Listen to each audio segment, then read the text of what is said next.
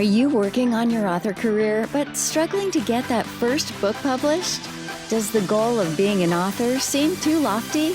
Or thoughts of having multiple books and making a full-time living are as fantastical as living in Cinderella's castle? Welcome to Discovered Wordsmiths, a podcast where aspiring authors can be heard. Join Stephen Schneider as he finds and talks to authors you may not know, but authors that have gotten their foot on the author career path. Hear what they've done to get there and where they want to go now. Settle back. It's time for a bit of inspiration and advice. Come listen to today's Discovered Wordsmith. All right, so welcome back, Carmel, to the Discovered Wordsmith podcast. I have some questions after talking to you about your business life, your entrepreneurship. You mentioned like 500,000 things that you do. And I love that because I also have been doing some talks with parents, telling them basically, hey, the workforce that you grew up with is not what your kids are going to have. And you kind of have already embraced that. You don't just do comedy. You don't just write a book. You've got comedy and you've written a book and you have a blog and a podcast and you do all these multiple things. Was that a very conscious thing that you said, I want to do this to earn money and make a living? Or was it, I kind of fell into it? Have you always wanted to do that? Give me a little insight in that because I'm very intrigued. The reason why that I do all the things I do is not because of money. I mean, it's because it's a passion, and I enjoy doing the things that I do, um, you know. So how I fell into it is because I love the entertainment world. Anything about entertainment is a lot for me. It just excites me and makes me feel good. Like I just love making people laugh. I love, talking to people about, situations. I love writing about situations. I like to be creative about things that I do. It's just a passion for me. The money, yeah, okay, it's great, but it's not about that. It's about just seeing the spark in people's eye or making someone, even if it's not a lot of people, at least one person can smile that day. Right. Okay. So with that thought, if you had made your book, came out and people said, it's okay, and nobody bought it, would you still be working on a second book? I would. Nothing's gonna stop my motivation. I'm a motivator and I'm a go-getter, and everybody's not gonna like what you do, and that's life. So everybody's not gonna like what I do, but as long as I enjoy what I do, that's all that matters to me. And if you like it, come along with me. Let's go. Let's hold hands and skip along the line, down the way. But other than that, I'm gonna continue doing what I do and continue writing and continue, influencing and motivating and inspiring. Just because, people say, I don't like it, that's okay. That's okay because you get no's a lot of times. You can get a lot of no's before yeses. Got right. You probably have not had a great night on stage every single night. You've probably not had every great post you make on the blog reviewed well with people. Right. It's part of the game. It is part of the game. You're not going to please everybody because somebody's going to find something wrong. Okay. So being on stage and, people laughing or people not laughing or people or saying just looking at you like you're crazy, it doesn't matter. At least you took that time to show them what you have at that time. You might have been off key a little bit or written something that wasn't the best writing that you've done and they don't like it, but that's okay because you're going to get rejections regardless. But you have to learn how to accept them and keep moving and don't let it bring you down. Just keep motivating. So with your book, let's focus a little bit on that. What were some things that you learned writing this first book? And is there anything you're doing different with the second one? Well, I learned that you have to be in quietness. But sometimes you get writer's block, and when I was writing this first book, I was like, I had to stop and think, like, okay, what am I writing? And then it started flowing. But, I learned that I have to be very patient when I write because I get so excited when I write and I kind of, miss a little things that I supposed to catch and I didn't. And luckily that I went to the publisher and he caught it. But sometimes you have to slow down and write and have that moment of peace and sanity. Get alone by yourself and just write. Don't be around a lot of people. Don't have people coming in and out, because you need to focus on what you're writing about so it can come off in a good note, so everybody can, so that was my mistake. I was around my daughter was around me, and other things was going on when I was writing, but I had to, tone them out. But at the same time, I had to find where, because I was making a little bit of mistakes, and then when they caught it, I was like, good, at least y'all caught it. Right. Yeah. Yeah, that's what editors are for. Yeah. So when you're writing, what's your process like? What software or services do you use? I use Word, Microsoft Word. Um, I love that, and because it's easier for me, I'm not, computer savage. So I like to go down, something that's easy. So yeah, Word, Microsoft Word is what I use. Okay. And now that the book's out, how are you marketing it? What are you doing to get the word out, get people to find your book and read it? I'm a social media. I social media everything. I'm an expert. Like, I'm always promoting. Like, you would never not see me promote. I promote, promote, promote, promote, and promote. I actually put the movie, when I did the feature film, I actually took it to a theater so people can come and watch it, so they Nice. can buy the book. And then I did like a book release. And then I did, some characters, and I had people go and talk to the characters. And so I did a lot. So I try to promote the best way I can. Now I have a publicist that's helping me promote my book, and Mickey is so awesome. He's getting me on platforms to promote the book even more, and I'm just super super happy about him, because he's helping me push, because I can't do it by myself. And that's one thing you have to learn: you cannot do it by yourself. You need help. If you think you can do everything by yourself, you are totally wrong, because if you have that extra help, then you can go somewhere. So I'm assuming when you say you're promoting all the time that that includes your stand up and Yeah. your podcast. So this all kind of ties in together. Hey, I've got a podcast and I wrote a book, and you promote here and you talk. So in a way, it's almost the Carmel Lucas brand. You're the thing people are buying across different areas of entertainment. Right. And true, because I want to brand Cameron Lucas, and I'm branding her by doing my podcast, doing my creative writing, doing my stand up comedy, doing my speaking. And so that's what I'm branding. It's myself, and every time I promote, I'm promoting my different things that I do. Okay, today I'm promoting the website. Today I'm promoting the podcast. Today I'm promoting my creative writing. Today I'm promoting my poet. So yeah, it's basically a brand. I am that brand. All right, and so we were going to talk a bit about publishers, and you have a publisher. You used Author House. Step me through a little bit. What was your thoughts in that? Did you want to do that originally? Did you try other publishers? Did you think of self-publishing? Where was your thoughts to make the choice? I'm going to go with these guys and pick them. Well, at first I was going to do self-publishing for myself. I was going to do it all by myself, but then I was like, no, because I might mess up in the middle of it, because um, I don't really know about publishing. So I went to a couple of sites, and I looked around, and I was reading their bios and their websites and stuff like that, and I'm like, and I tried one publisher company. I don't want to say this name because I don't want to bash anybody.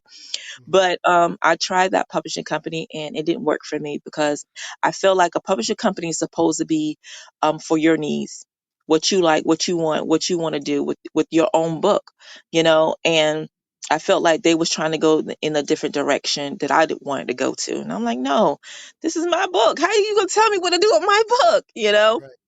And so I went to Arthur House, and I talked to this lady there, and she was great. She had great customer service, great personality, great everything. And everybody that I talked to there was so great with me. And they was like, whatever you want, you tell us what you want to do. And that made me feel good. It made me like, okay, this is the publishing company that I want. So Arthur House, and they called me up, make sure I was okay, make sure that the book was okay, make sure that I was on the right track of what I need to do. And they just guide me through everything that I possibly needed. And I'm like, this is awesome. I love these people. And it wasn't like a business. It was like a friendship. And that what got me, because I was like, okay, these are the great people. Let me go with them. Great. And are you going to work with them for the next book too, I Oh assume? yes, most definitely. I have to. Why not? They treated me so well before, so I know they're gonna treat me well this time. And they still contact me, make sure that I'm okay. And that's good. And I forgot to tell you, I know we're talking about the book, but I also have a fragrance out that I made for myself. So I'm just letting you know that too. Well, next you're going to be having a dog breed or something, right? No, no, no. I just love keeping busy. I just love keeping busy, doing different things, experiencing stuff. You have to experience life. You only live once, right? Right, exactly. See, now you were talking about looking for me, I didn't really toss around the idea of looking for an agent or a publisher. I just wanted self-publishing. I like, maybe it's my ego or something, but I like that control. I like being able to know exactly what's going on.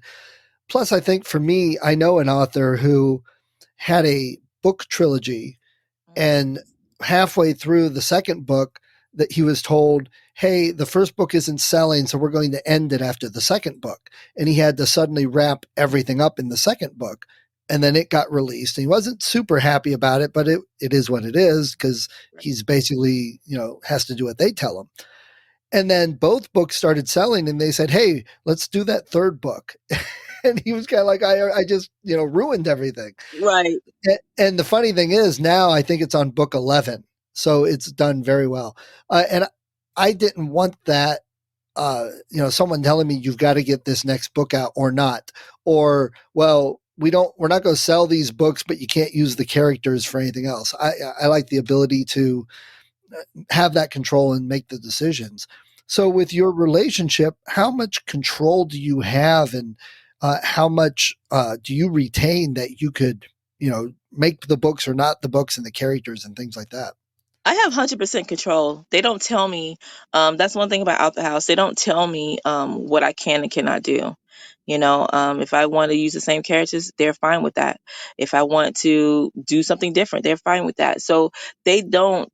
They don't, tell me what I should or shouldn't do. They're completely what I want, what I want, and that's what I like, because I heard that some publishers are like that. You better get this out before this or that. No, they say, take your time. We're here for you. And whenever you're ready for the next one, let's go. And I'm like, cool. So it's amazing, because, a lot of people been through horror stories when it comes to publishing, and luckily, I'm knock on wood that I've been blessed that I didn't go through that. It was a smooth ride for me, and I'm super happy about that, you know? Nice. And that's the important part. You're not stressed about it. And it sounds like it's fairly successful. Are they doing some of the marketing, or are you doing all of it? How's that work? They did some of the marketing and I did some of the marketing. We worked together. They did what they can that I couldn't reach, and I did what I could that I can reach. So they helped me out a lot, and they still are. Like I said, they still call me and tell me, we did this and we did that, and like I said, they're real good, and they're like, so whenever you're ready, we're here for you. I have my own personal person that I go to, and I call them up and talk to them about, my next step. And they work with me, and they was like, whenever you're, so they're really, really good people. And, you know, author houses, to me, everybody experience different things when they go to different publishing companies, but with me, it was great. To others, it may not be, but to me, it was wonderful. Nice.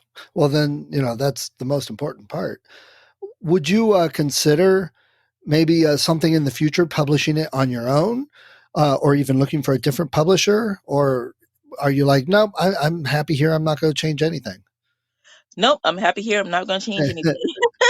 I really like them. I really me self publishing. I don't know how it will go, but I think like they have done good, so I don't think I should go anywhere until they do something different and they tell me something different. Then I will decide then. But right now, I'm stuck.